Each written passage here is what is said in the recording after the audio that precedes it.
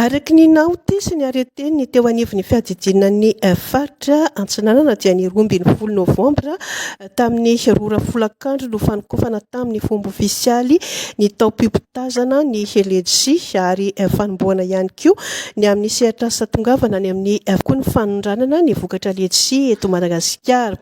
Mbola matoky antsika kosa nefa ny any Eropa hoy ny fanazavan'ny gouvernoura mpisolo-toerana ny faritra Antsinanana ny amin'izay vokatry Madagasikara izay indrindra eo amin'ny setry ny kalitao milohan'ny Noely dia verina fa hotojo avokoa izay fanondranana izay. Na dia nisy aza ny fiainan'ny vokatry ny fiovaovan'ny toetrandro dia tsy midika akory fa tsy misy ny vokatra hoy ny gouvernoura ny faritra ary efa mandalana ny pitsopitso no amin'izay fanondranana izay. Mahavelim-bolo kosa nefa fa dia niakatra ny vidiny ho an'izay resaka fanondranana izay. Raha 700,000 ariary izany teo aloha dia 700,000 izany ariary ankehitriny raha nisy fanapahan-kevitra ofisialy ho ihany ny fanambarana. Tsy natony ity gouvernoura mpisolo-toerana ity araka izany Andriamatoa Andry Rakotovao ny nisaotra sy nankasitraka ny filoha Andry Rajoelina izay mijery sy mitodika mandrakariva any amin'ity faritra avokavoky Madagasikara ity amin'ny lafiny toe-karena dia Toamasina izany.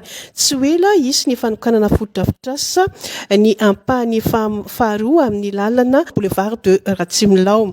Na izany aza nefa eo amin'ny lafiny fizahantany indray dia laza ity gouvernoura faritra Antsinanana ity fa miara mitondra anjara biriky anatratra ny tanjona piditra mpizahatany hatrany amin'ny ray tapitrisa eto Madagasikara izay ny faritra Antsinanana. Manana site ara-pizahantany 3 izay andalam-pahavelomana sy famelomana indray izany site 3 izany miaraka mitetika Pic 3 ny faritra amin'izao fotoana izao ary dia midiky izany rehetra izany fa afaka mitondra anjara biriky amin'ny fampandrosoana ny Madagasikara manontolo ny faritra Antsinanana. Vahiny LUTV Madagasikara ny gouvernoura mpisolo-toerana Andriamatoa Andry Rakotovao avy amin'ny faritra Antsinanana ny Madagasikara. Ny faritra Antsinanana mampalaza ny faritra Antsinanana ity ny vokatra LEDC. Nampimenina nefa ny mpamboly sy ny sisa ny faratsy ny vokatra nisokatra amin'ny fomba ofisialy ihany izy ny fampitavaovao ofisialy dia teo amin'ny faritra teto. Ia, nisokatra omaly tokoa fa 12 ny volana Novambra ny taom-pipitazana LEDC tamin'ity taona 2024 ity. Ny zavatra mahafinaritra aloha voalohany dia mbola matoky antsika ny any amin'ny sehatra iraisam-pirenena indrindra fa ny any Eropa amin'ny fanafarana ny vokatra LEDC ety Madagasikara. Mbola isika ihany koa no mitana ny laharana voalohany amin'ny kalitao ny hatsaran'ny vokatra LEDC izay hohanina sy ilain'ireo vahoaka any amin'ny Eropa zany izay mialohan'ny fahatongavan'ny Noely. Marina tokoa ny filazanao fa niaina ny vokatra tamin'ity taona 2024 ity. Ny mampiaina ny vokatra dia noho ny fiovaovan'ny toetrandro. Izay no tena olana amin'ilay fiainan'ilay vokatra. Fa ny fiainan'ny vokatra tsy midika fa tsy manana vokatra ondrana antsika. Namonjy ny tety stension izahay tamin'ny alina fa miasa daholo ny stension rehetrarehetra ary misy ny LEDC tonga fa tsy ohatran'ilay taloha hoe tonga dia bosesika be dia milahatra be ny tôbila fa dia zay tonga dia voaray, zay tonga dia voaray. Efa mandeha amin'izao ny fanondranana ny anaty sambo. Efa miala avy any amin'ny station ny traitement zany efa mandeha any amin'ny fanondranana any amin'ny sambo. Fa ny tombony lehibe ao anatin'izay na dia hoe eo ilay fiainan'ilay vokatra fa misy tombony ao anatiny dia niakatra ny vidiny hividianan'ny mpanondrana ny LEDC ankehitriny. Raha ohatra ka 700,000 izy tamin'ny taona lasa dia niakatra 700,000 ny tarify ofisialy omaly. Mitodika teo amin'ny faritra Antsinanana ny fampandrosoana tsy nataon'ny fitondram-panjakana ho ambanin-javatra atsoatsy dia tokana foto-drafitrasa ny faritra Antsinanana. Midika inona izany Andriamatoa gouvernoura? Fisaorana aloha ny hanomboako anazy. Fisaorana ho an'ny fitondram-panjakana izay taritin'ny filoha Hajaina Andrajoelina izay tena nijery an'ity tanànany Toamasina ity. Volana maromaro tonga teto izy nitokana ny Miami, fa lazaiko anareo fa nitondra zavatra maro ho an'ny tampon-tanànany Toamasina ny fahavitan'io Miami io. Tamin'ny fialan-tsasatra teo dia tena maro ny olona tonga tatia Toamasina ary tena afaka ny alavoly tao anatin'ny andro tsara nandritra n'iny fialan-tsasatra iny. Zay ny ray mitondra tombotsoa ho an'ny vahoakan'ny Toamasina zany.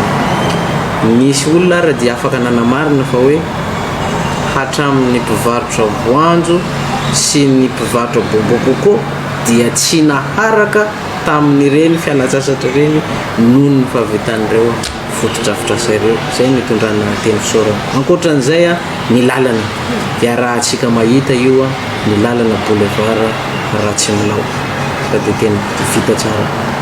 10 minitra ankehitriny dia tonga any amin'ny aéroport Mbalamanasa raha vao miala avy aty amin'ny ville. Mbola ho avy koa ny lalana migodana izay mbola tetikasan'ny filoham-pirenena izay efa tegna mandroso dia mandroso ny asa ankehitriny. Ny tombotsoa azony amin'io dia raha mibosesika ny fidirana ao anatin'ny port ny camion dia ankehitriny raha vao vita dia vetivety dia efa tonga dia any anaty port ny camion. Vetivety zany dia mivoaka avy ao anatin'ny port hamatsina ny filana rehetrarehetra manerana ny Madagasikara. Tombony ambony be zany ampandraraha ekonomika raha ohatra ka hoe miena 2 sy 3 andro fotsiny ny fotoana laniny raha oharina tamin'ny taloha, vola be nitan'izany amina sehatra ekonomika.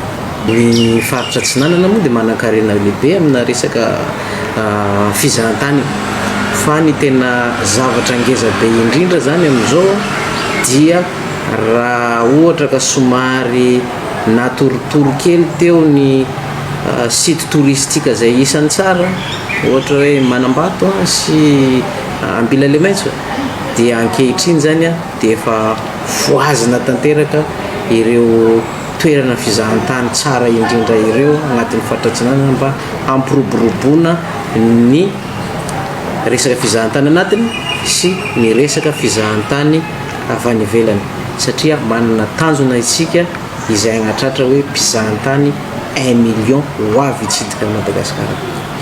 Dia mandray anjara amin'izany zany ny faritra Atsinanana misintona an'ireo mpizahan-tany ireo, hamboarina ny lalana mampitohy an'ny Manambato amin'ny RN2 ankehitriny. Lalana 20 km izy io, adiny ray nanaovana anazy taloha tamin'ny fotoana ratsy lalana, fa ankehitriny izy amin'izao efa vita tsara ny terrassement.